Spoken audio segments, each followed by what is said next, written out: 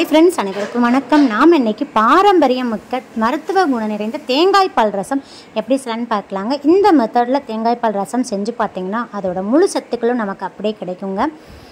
இந்த தேங்காய் பால் தாய்ப்பாலுக்கு நிகராக கருதப்படுதுங்க. ஸோ வெறுமனே நம்ம தேங்காய் பாலை எடுத்து கொடுத்தோம்னா யாரும் குடிக்க மாட்டாங்க. ஸோ இந்த மெத்தடில் செஞ்சு கொடுங்க, கண்டிப்பாக எடுத்துக்குவாங்க. வாய்ப்புண் வயிற்றுப்புண் இருக்கிறவங்களாம் இந்த தேங்காய் பால் ரசத்தை உங்களோட டயட்டில் அடிக்கடி சேர்த்துக்கோங்க. இந்த ரசம் இருந்தாவே போதுங்க, நமக்கு குழம்பே தேவைப்படாது. ஸோ இந்த ரசத்தை மிஸ் பண்ணாமல் அடிக்கடி செஞ்சு சாப்பிடுங்க. வாங்க வீடியோக்குள்ளே போகலாம். அதுக்கு முன்னாடி நம்ம சேனலை சப்ஸ்கிரைப் பண்ணாத நண்பர்கள் ப்ளீஸ் சப்ஸ்கிரைப் பண்ணுங்கள், சப்போர்ட் பண்ணுங்கள். வாங்க வீடியோக்குள்ளே போகலாம். தேங்காய் பால் ரசம் செய்கிறதுக்கு பாருங்கள், நான் ஒரு பவுல் எடுத்திருக்கேன். அதில் ஒரு சிறிய நெல்லிக்காய் அளவு புளி சேர்த்துக்கிறேங்க. நான் இன்றைக்கி செய்ய போகிற அளவு பார்த்திங்கன்னா 4 பேர் தாராளமாக சாப்பிட்லாங்க, அந்த அளவுக்கு செஞ்சுருக்கேன். நீங்கள் உங்கள் ஃபேமிலிக்கு தகுந்த மாதிரி அளவுகளை கூட்டவும் குறைக்கவும் செஞ்சுக்கலாங்க. எப்பயுமே ரசத்துக்கு புளியோட அளவை குறைச்சிக்கிட்டு தக்காளியோட அளவை கூட்டி சேர்த்தோம்னா ரசம் ரொம்ப ரொம்ப டேஸ்ட்டாக இருக்குங்க. நெக்ஸ்ட்டு பாருங்கள், நான் 2 மீடியம் சைஸ், அதாவது சிறிய சைஸ் தக்காளியாக 2 எடுத்துருக்கேங்க. அதோட மேலே இருக்கிற அந்த ஒயிட் கலர் பார்ட்டை ரிமூவ் பண்ணிவிட்டு கட் பண்ணிவிட்டு இதில் சேர்த்துக்கலாங்க. நெக்ஸ்ட்டு ஒரு கைப்பிடி அளவு கொத்தமல்லி தழை சேர்த்துக்கோங்க. கொத்தமல்லி தழை நல்லா கொஞ்சம் தாராளமாகவே பொங்க சேர்த்துக்கோங்க. நல்லா ஃப்ரெஷ்ஷான கொத்தமல்லி தழையை நல்லா கழுவிட்டு சேர்த்துக்கோங்க. இந்த ரசத்துக்கு நல்ல மனம் கொடுக்குங்க. ஸோ கொத்தமல்லி தழையெல்லாம் ஸ்கிப் பண்ணாமல் சேர்த்துக்கோங்க. இப்போ கொஞ்சமாக 1/2 கிளாஸ் தண்ணி ஊற்றிடுங்க. அந்த புளி ஊறுற அளவுக்கு கொஞ்சம் தண்ணி ஊற்றிடுங்க. ஒரு 10 நிமிஷம் அப்படியே ஊறட்டும். நெக்ஸ்ட்டு பாருங்கள், நான் ஒரு சிறிய முடியாக 1/2 முடி தேங்காய் எடுத்திருக்கேங்க. ஏன்னா 4 பேருக்கு தான் செய்ய போகிறேன். அதனால் சிறிய முடி 1/2 முடி தேங்காய் போதுமானது. இப்போ தேங்காயை இந்த மாதிரி குட்டி குட்டியாக கட் பண்ணி வச்சுக்கிட்டேங்க. இதை இப்போ நம்ம மிக்ஸி ஜாரில் ட்ரான்ஸ்ஃபர் பண்ணிடலாம். ட்ரான்ஸ்ஃபர் பண்ணிவிட்டு சேர்த்துட்டு நார்மல் டீ கிளாஸில் 1 கிளாஸ் தண்ணி சேர்த்துட்டு நல்லா ஃபைன் பேஸ்ட்டாக அரைச்சிருங்க. இப்போ அரைச்ச விழுதை ஒரு ஸ்ட்ரெயினர் யூஸ் பண்ணிவிட்டு ஃபஸ்ட்டு தேங்காய் பால் எடுத்து வச்சுக்கோங்க. பாருங்கள், ஃபஸ்ட்டு தேங்காய் பால் ரெடி ஆயிடுச்சு. நெக்ஸ்ட்டு அதே சக்கையை மிக்ஸி ஜாரில் சேர்த்துட்டு எகெயின் ஒரு 1/2 கிளாஸ் தண்ணி சேர்த்துட்டு நல்லா ஃபைன் பேஸ்ட்டாக அரைச்சி செகண்ட் பால் எடுத்து வச்சுக்கோங்க. பாருங்கள் ஃப்ரெண்ட்ஸ், ஃபஸ்ட்டு பால் செகண்ட் பால் ரெடி ஆயிடுச்சு. இது ஒரு ஓரமாக இருக்கட்டும். நெக்ஸ்ட்டு இந்த ரசத்துக்கு தேவையான மசாலா பொருட்கள் பார்த்துடலாம். பாருங்கள், நார்மல் டீஸ்பூனில் 1 டீஸ்பூன் சீரகம் சேர்த்து விட்றீங்க. நெக்ஸ்ட்டு அதே டீஸ்பூனில் 1 டீஸ்பூன் மிளகு எடுத்துருக்கேங்க. நெக்ஸ்ட்டு பாருங்கள், நான் இன்றைக்கி 2 மிளகாய் வத்தல் எடுத்திருக்கேன்.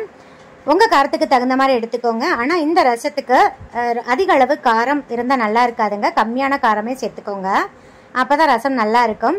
நெக்ஸ்ட்டு பாருங்கள், 5 பூண்டு பல் எடுத்திருக்கேங்க. பாருங்கள், இந்த அளவுகளில் 5 பூண்டு பல் எடுத்திருக்கேங்க. நெக்ஸ்ட்டு கொஞ்சமாக கருவேப்பிலை எடுத்திருக்கேங்க. இவ்வளோ தான் இதுக்கு தேவையான மசாலா பொருட்கள். இந்த ரசத்தில் நீங்கள் சீரகம் நான் சொன்ன அளவுகளை தாங்க சேர்க்கணும். ரொம்ப அளவுக்கு அதிகமாக சீரகம் சேர்த்திங்கன்னா கொஞ்சம் ரசம் கசப்பு சுவை கொடுக்குற மாதிரி இருக்கும். ஸோ எப்பயுமே சீரகம் கரெக்டான அளவுகளை சேருங்க. உங்கள் ஃபேமிலிக்கு தகுந்த மாதிரி நீங்கள் இந்த பொருட்களை கூட்டவும் குறைக்கவும் செஞ்சுக்கலாங்க. நெக்ஸ்ட்டு இந்த பொருட்களை எல்லாம் இடி உரல் இருந்துச்சுன்னா அதில் வச்சு நீங்கள் இடிச்சுக்கலாங்க. நல்லா ஓரளவுக்கு நல்லா இடித்து கூட நீங்கள் சேர்த்துக்கலாம். அப்படி இல்லைன்னா மிக்சியில் நம்ம அரைச்சிக்கலாங்க. மிக்சியில் ரொம்ப மையாக அரைக்கக்கூடாதுங்க, கொஞ்சம் கொரப்பாக அரைக்கணும். நான் அரைச்சிட்டு உங்களுக்கு காமிக்கிறேன். பாருங்கள், இந்த அளவுக்கு கொரப்பாக அரைச்சிக்கோங்க. தண்ணி எதுவும் ஊற்றக்கூடாதுங்க. தண்ணி ஒரு ட்ராப் கூட ஊற்றாமல் நம்ம அந்த பூண்டில் இருக்கிற வாட்டர் கண்டென்ட்டே போதுமானதுங்க. இந்த அளவுக்கு கொஞ்சம் கொரப்பாக அரைச்சிக்கோங்க. இப்போ அது உரமாக இருக்கட்டும். நெக்ஸ்ட்டு நம்ம ஊற வச்சுருந்த அந்த புளியை தக்காளி எல்லாமே சேர்த்து நல்லா கை வச்சு நல்லா மிக்ஸ் பண்ணி கொடுத்துருங்க. நம்ம சேர்த்து அந்த கொத்தமல்லி தழை இருக்குல்லங்க, அதெல்லாம் நல்லா கை வச்சு நல்லா அழுத்தம் கொடுத்து மிக்ஸ் பண்ணுங்கள். அப்போ தான் அந்த கொத்தமல்லி தழையோட ஃப்ளேவர் எல்லாம் அந்த ரசத்தில் இறங்கி சாப்பிட்றதுக்கு ரொம்ப ரொம்ப டேஸ்ட்டாக இருக்குங்க. இப்போ பாருங்கள், நல்லா மிக்ஸ் பண்ணியாச்சு. நெக்ஸ்ட்டு இது கூடயே 1/2 டீஸ்பூன் மஞ்சள் தூள் சேர்த்து விட்றேங்க. நெக்ஸ்ட்டு இந்த ரசத்துக்கு தேவையான அளவு சால்ட்டு சேர்க்குறேங்க. நான் கல்லுப்பு தான் சேர்க்குறேன். கல்லுப்பு சேர்த்துட்டு நல்லா மிக்ஸ் பண்ணி கொடுத்துருங்க. இப்போ நாம் அரைச்சி வச்சுருந்தோம் பார்த்தீங்களா தேங்காய் பாலில், அதில் செகண்ட் தேங்காய் பால் அரைச்சி வச்சுருந்தோம் பார்த்தீங்களா, அதை ஊற்றிடலாங்க. ஃபஸ்ட்டு தேங்காய் பாலை ஊற்றிடாதீங்க, செகண்ட் தேங்காய் பால் தாங்க ஊற்றணும்.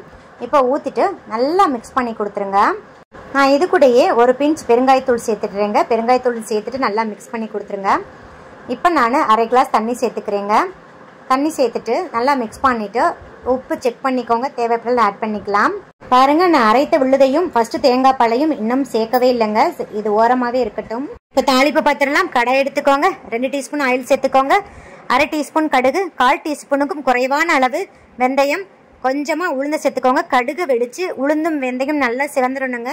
வெந்தயத்தோட அளவை இன்க்ரீஸ் பண்ணிடாதீங்க. அதுவும் இல்லாமல் வெந்தயம் நல்லா சிவக்கலைன்னா ரசம் கசப்பு சுவை கொடுத்துருங்க. அதனால் நல்லா சிவந்துடணுங்க. நெக்ஸ்ட்டு 2 பூண்டு நல்லா தட்டி வச்சுருக்கேங்க, அதையும் சேர்த்துடலாம். நெக்ஸ்ட்டு ஃப்ளேவருக்காக 1 பச்சை மிளகாய் கிள்ளி சேர்த்துக்கிறேங்க. நெக்ஸ்ட்டு 1 மிளகாய் வத்தலையும் கிள்ளி சேர்த்து விட்றேங்க. நெக்ஸ்ட்டு கொஞ்சமாக கருவேப்பிலை சேர்த்து விட்றேங்க. கருவேப்பிலை நல்லா பொரிஞ்சு வரட்டும். நெக்ஸ்ட்டு பாருங்கள், நம்ம அரைச்சி வச்சுருந்த விழுதை சேர்த்துடலாங்க. இப்போ ஃப்ளேம் கம்ப்ளீட்டாக சிம்மில் தாங்க இருக்கணும். ஃப்ளேமை சிம்மில் வச்சுட்டு நம்ம சேர்த்த அந்த மசாலாவோட பச்சை ஸ்மெல் போகிற அளவுக்கு ஒரு 2 நிமிஷத்துக்கு வதக்கி கொடுத்துருங்க. எப்பயுமே ரசம் செய்யும் போது ஃப்ளேம் வந்து சிம்மில் தாங்க இருக்கணும். இல்லாட்டி நம்ம சேர்த்த அந்த பொருட்கள் எல்லாம் அதிக அளவு வெந்து ரசம் வந்து கசப்பு சுவை கொடுத்துருங்க, டேஸ்ட்டே மாறிடும். ஸோ இப்போ பாருங்கள் 2 நிமிஷம் ஆயிடுச்சு. லைட்டாக இந்த பச்சை ஸ்மெல்லாம் போயிடுச்சு. இப்போ நமக்கு அரைச்சி வச்சுருந்த அந்த ரசத்தை இதில் சேர்த்துடலாங்க.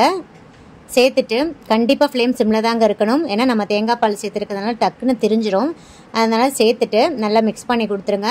இப்போ நீங்கள் உப்பு வேணால் செக் பண்ணிக்கலாம். செக் பண்ணிவிட்டு வேணா ஆட் பண்ணிக்கலாங்க. இப்போ ஒரு 2 நிமிஷத்துக்கு அப்படியே சிம்லே வச்சு விட்டுருங்க. அந்த ஓரத்துலேருந்து அப்படியே நுரை கட்டி வருங்க, நுரைச்சி வரும் பாருங்கள். நான் காமிக்கிறேன் பாருங்கள், நல்லா நுரைச்சி வருது பாருங்கள். அப்படியே நுரைச்சி வந்துட்டு மிடில் அப்படியே நல்லா நுரை கட்டி வருங்க. இந்த ஸ்டேஜில் தான் நாம் ஃபஸ்ட்டு தேங்காய் பால் சேர்க்கணுங்க. நீங்கள் எந்த ரசம் செய்கிறதாக இருந்தாலும் ஃப்ளேமை வந்து சிம்மில் வச்சு விட்ருங்க. பாருங்கள் நல்லா எப்படி நுரை கட்டி வருது பாருங்கள், நல்லா இந்த மாதிரி நுரைச்சி வருங்க. இந்த ஸ்டேஜில் நாம் ஃபஸ்ட்டு தேங்காய் பாலை சேர்த்துடலாங்க. சேர்த்துட்டு நல்லா மிக்ஸ் பண்ணி கொடுத்துருங்க. ஃப்ளேம் சிம்லேங்க இருக்கட்டுங்க. இப்போ நல்லா மிக்ஸ் பண்ணிடுங்க. மிக்ஸ் பண்ணிவிட்டு ஒரு நிமிஷத்துக்கு அப்படியே வச்சு விட்டுருங்க. 1 நிமிஷம் இருந்தால் போதுங்க. இதுக்கு ஒதுக்கக்கூடாது, நுரைய கட்டியும் வரக்கூடாதுங்க. லைட்டாக மிக்ஸ் பண்ணி கொடுத்துடலாம். அவ்வளோதான், 1 நிமிஷம் ஆயிடுச்சு. இப்போ நம்ம ஸ்டவ் ஆஃப் பண்ணிவிட்டு இதை நம்ம வேறு பவுலுக்கு ட்ரான்ஸ்ஃபர் பண்ணிடலாங்க. பாருங்கள் ஃப்ரெண்ட்ஸ், ஃபைனலாக நம்மளோட மணக்க தேங்காய் பால் ரசம் பக்குவமாக செம்ம டேஸ்ட்டாக ரெடி ஆயிடுச்சுங்க. எப்பயுமே ரசம் வந்து சிம்மில் வச்சு தாங்க செய்யணும். அப்போ தான் அதோட தன்மை மாறாமல் இருக்குங்க. ரொம்ப ஹையில் வச்சிங்கன்னா கொதிச்சிருச்சுன்னா, அதாவது ஃபுல்லாக கதன்னு கொதிச்சிருச்சுன்னா ரசம் வந்து கடுத்து போயிடும்னு சொல்லுவாங்கங்க. பெரியவங்க அப்படி தான் சொல்லுவாங்க. அதில் கொஞ்சம் கசப்பு சுவை கொடுத்துரும், அதோட தன்மையே மாறிடுங்க. ஸோ எப்பயுமே சிம்மில் வச்சு செஞ்சு பாருங்கள். நம்ம இதுக்கு ஒரு பெஸ்ட்டு சைட் டிஷ் பார்த்துட்டு வந்துடலாங்க. நான் இன்றைக்கி உருளைக்கிழங்கு வறுவல் செஞ்சுருக்கேன். இதுவே கொஞ்சம் வித்தியாசமாக செஞ்சுருக்கேன், ரொம்ப டேஸ்ட்டாக இருக்கும். வாங்க பார்த்துடலாம். உருளைக்கிழங்கு வறுவல் செய்கிறதுக்கு நான் இன்றைக்கி 3 மீடியம் சைஸ் உருளைக்கிழங்கு எடுத்து அதோட தோலெல்லாம் நீக்கிட்டு நல்லா ரவுண்டாக ஸ்லைஸாக கட் பண்ணி வச்சுருக்கேங்க. கட் பண்ண உருளைக்கிழங்கை சால்ட் வாட்டரில் ஒரு 10 நிமிஷத்துக்கு ஊற வச்சுருக்கேங்க. 10 நிமிஷம் கழித்து வீடியோவில் காமிக்கிற மாதிரி நல்ல தண்ணியில் நல்ல இந்த மாதிரி கை வச்சு அழுத்தம் கொடுத்து வாஷ் பண்ணிடுங்க. ஒரு 2 டைம் நல்லா வாஷ் அவுட் பண்ணிடுங்க. இந்த மாதிரி செய்கிறதுனால உருளைக்கிழங்க வறுக்கிறச்ச கடாயில் ஒட்டாமல் நல்லா உதிரியாக சூப்பராக வறுபட்டு வருங்க. அதனால தான் இந்த ப்ராசஸ் செய்கிறோம். இப்போ இந்த தண்ணியெல்லாம் வடிகட்டிட்டு உருளைக்கிழங்க ஒரு ஓரமாக வச்சுருங்க. மிக்ஸி ஜார் எடுத்துக்கோங்க. பாருங்கள், நார்மல் டீஸ்பூனில் 1/2 டீஸ்பூன் சீரகம், 1/2 டீஸ்பூன் சோம்பு சேர்த்து விட்றேங்க. நெக்ஸ்ட்டு அதே டீஸ்பூனில் 1/4 டீஸ்பூன் மிளகு, நெக்ஸ்ட்டு பெரிய பூண்டு பல்ல ஒரு 5 பூண்டு பல் சேர்க்குறேங்க. நெக்ஸ்ட்டு ஒரு 2 துண்டு இஞ்சி சேர்த்து விட்றேன். நெக்ஸ்ட்டு கொஞ்சமாக கருவேப்பிலை சேர்த்துக்கோங்க. இது கூடயே கொஞ்சமாக கொத்தமல்லி தழை சேர்த்துக்கோங்க. சேர்த்துட்டு தண்ணி எதுவும் ஊற்றாமல் நல்லா ஃபைனாக அரைச்சிட்டு வந்துடுங்க. பாருங்கள், இந்த அளவுக்கு கோர்ஸாக தாங்க இருக்கும், ரொம்ப ஃபைனாக அரைப்படாது. இந்த மசாலாவை ஒரு ஓரமாக வச்சுருங்க. நெக்ஸ்ட்டு கடாய் எடுத்துக்கோங்க. கடாயில் 2 டேபிள் ஸ்பூன் ஆயில் சேர்த்துக்கோங்க. ஸ்டவ் ஆன் பண்ணிவிட்டு எண்ணெயை நல்லா ஹீட் பண்ணிக்கோங்க. எண்ணெய் ஹீட் ஆகவும் ஃப்ளேமை வந்து சிம் பண்ணிவிட்டு இப்போ நாம் வடிகட்டி வச்சுருக்கிற உருளைக்கிழங்கு இதில் சேர்த்துடலாங்க. சேர்த்துட்டு ஃப்ளேமை மீடியம் பண்ணிக்கோங்க. ஏன்னா உருளைக்கிழங்கு சேர்க்குறச்சா ஃப்ளேம் ஹையில் இருந்துச்சுன்னா ரொம்ப தெரிக்குங்க. அதனால தான் சிம்மில் வச்சுக்க சொன்னேன். உருளைக்கிழங்கு சேர்த்ததுக்கப்புறம் ஃப்ளேமை வந்து கொஞ்சம் மீடியமில் வச்சுட்டு லைட்டாக வதக்கி கொடுத்துருங்க. இது கூடயே உருளைக்கிழங்கு வதங்கிறதுக்காக 1/2 டீஸ்பூன் சால்ட்டு சேர்க்குறேங்க. சால்ட்டு சேர்த்துட்டு ஒரு 2 நிமிஷத்துக்கு நல்லா வதக்கி கொடுத்துருங்க. இப்போ பாருங்கள், உருளைக்கிழங்கு கொஞ்சம் கலர் சேஞ்ச் ஆகி வரும், லைட்டாக சிவந்து வரும். இந்த டைமில் 1/2 டீஸ்பூன் மஞ்சள் தூள், 1/2 டீஸ்பூன் மிளகாய் தூள், உங்கள் காரத்துக்கு தகுந்த மாதிரி நீங்கள் மிளகாய் தூள் சேர்த்துக்கோங்க. தூள் சேர்த்துட்டு நல்லா மிக்ஸ் பண்ணி கொடுத்துருங்க. ஃப்ளேமை வந்து சிம் டு மீடியமில் வச்சுக்கோங்க. இல்லாட்டி நம்ம சேர்த்துருந்த மிளகாய் தூள்லாம் சட்டுன்னு கறியிரும். அதனால் சிம் டு மீடியமில் வச்சுட்டு ஒரு 2 நிமிஷத்துக்கு நல்லா வதக்கி கொடுத்துருங்க. இது கூடயே கொஞ்சமாக கருவேப்பிலை சேர்த்துக்கோங்க. இப்போ பாருங்கள், நம்ம அரைச்சி வச்சுருந்த அந்த பேஸ்ட்டை சேர்த்துடலாங்க. பேஸ்ட்டை சேர்த்துட்டு நல்லா மிக்ஸ் பண்ணி கொடுத்துருங்க. இப்போ உப்பு வேணாலும் நீங்கள் செக் பண்ணிக்கலாங்க. உப்பு செக் பண்ணிவிட்டு தேவைப்பட்டால் ஆட் பண்ணிக்கலாம். இப்போ 1 நிமிஷத்துக்கு நல்லா இந்த மாதிரி வதக்கி கொடுத்துருங்க. நெக்ஸ்ட்டு வீடியோவில் காமிக்கிற மாதிரி அந்த உருளைக்கிழங்கை வந்து தவாவில் எல்லா இடத்துலையும் இருக்கிற மாதிரி அப்படியே நல்லா ஸ்ப்ரெட் பண்ணி விட்டுருங்க. இப்போ ஃப்ளேமை வந்து கம்ப்ளீட்டாக சிம் பண்ணிடுங்க. சிம்மில் வச்சுட்டு ஒரு 5 நிமிஷத்துக்கு மூடி போட்டு க்ளோஸ் பண்ணிடுங்க. இடையில எடுத்து கிளறி கொடுத்துக்கிட்டே இருங்க. இப்போ பாருங்கள், ஒரு 2 நிமிஷம் கழிச்சு நான் ஓப்பன் பண்ணியிருக்கேன். இப்போ 1/4 டீஸ்பூன் கரம் மசாலா தூள் சேர்த்துக்கோங்க. கரம் மசாலா தூள் சேர்த்த வீடியோ வந்து எடிட்டிங்கில் மிஸ் ஆயிடுச்சு. சேர்த்துட்டு நல்லா மிக்ஸ் பண்ணி கொடுத்துட்டு எகைன் மூடி வச்சுருங்க. இப்போ பாருங்கள், 3 நிமிஷம் ஆயிடுச்சு. நம்ம ஓப்பன் பண்ணிடலாம். இடையில எடுத்து கிளறி கொடுத்துட்டே இருக்கணுங்க, இல்லாட்டி அடி பிடிச்சிடும். பாருங்கள், இப்போ ஃபைனலாக நம்மளோட உருளைக்கிழங்கு வறுவல் சூப்பராக ரெடி ஆயிடுச்சுங்க. நல்ல கமன் நல்ல வாசமாக இருக்குங்க. இப்போ நம்ம சர்விங் பிளேட்டுக்கு ட்ரான்ஸ்ஃபர் பண்ணிடலாம். பாருங்கள் ஃப்ரெண்ட்ஸ், ஃபைனலாக நம்மளோட உருளைக்கிழங்கு வறுவல் ரெடி ஆயிடுச்சு. ரொம்ப டேஸ்ட்டாக இருக்குங்க. தயிர் சாதம், ரசம் சாதம், சாம்பார் சாதம் எல்லாத்துக்குமே அட்டகாசமாக இருக்கும். கண்டிப்பாக நீங்களும் ட்ரை பண்ணி பாருங்கள். ஸோ கண்டிப்பாக நான் சொன்ன மெத்தடில் இந்த 2 ரெசிபியும் ட்ரை பண்ணி பாருங்கள். ரொம்ப டேஸ்ட்டாக இருக்குங்க. குழந்தைங்க வேணும்னு திரும்ப கேட்டு வாங்கி சாப்பிடுவாங்க. அந்தளவுக்கு ரொம்ப டேஸ்ட்டாக இருக்கும். ஸோ இந்த வீடியோ பிடிச்சிருந்தா லைக், ஷேர், கமெண்ட் பண்ணுங்கள். மறக்காமல் சப்ஸ்கிரைப் பண்ணுங்கள். உங்கள் ஃப்ரெண்ட்ஸ் அண்ட் ரிலேட்டிவ்ஸ் கூட நிறைய ஷேர் பண்ணுங்கள். சுவை அறிந்திட சுவைத்து பாருங்கள். நன்றி, வணக்கம்.